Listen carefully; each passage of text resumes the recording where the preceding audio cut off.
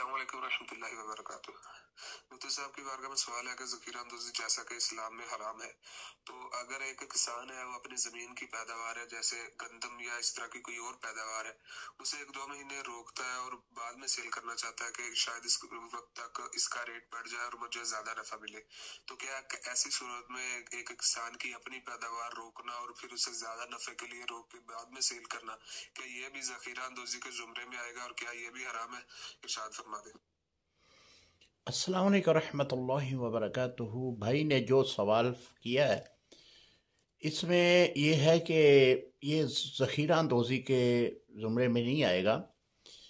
ज़ख़ीरा अंदोज़ी तब बनती है कि जब माल की किल्लत हो जाए या फिर ज़ख़ीरा अंदोज़ ये सोचे कि माल की किल्लत हो जाए तो फिर मैं इसको अपने जो अनाज है उसको बाहर निकाल लूँ, तो ये फिर ज़ख़ीरा अंदोज़ी है।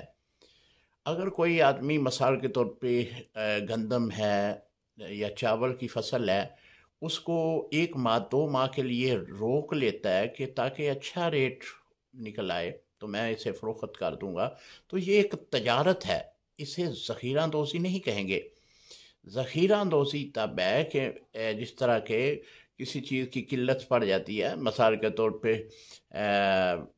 पेट्रोल जब महंगा होने लगता है तो हमारे जो पेट्रोल पंप मालिकान होते हैं वो पेट्रोल रोक लेते हैं, लोगों को नहीं देते, लोग तकलीफ़ में मुब्तला होते हैं, लोग पैदल सफ़र करने पे मजबूर हो जाते हैं।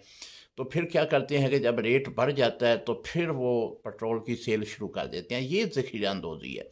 इसी तरह अगर कोई गंदम है तो गंदम कोई रोक लेता है कि मैं गंदम की जब किल्लत होगी तो ये महंगे दामों में मैं फ़रोख्त करूँगा, तो ये जो है ये ज़ख़ीरा अंदोज़ी है।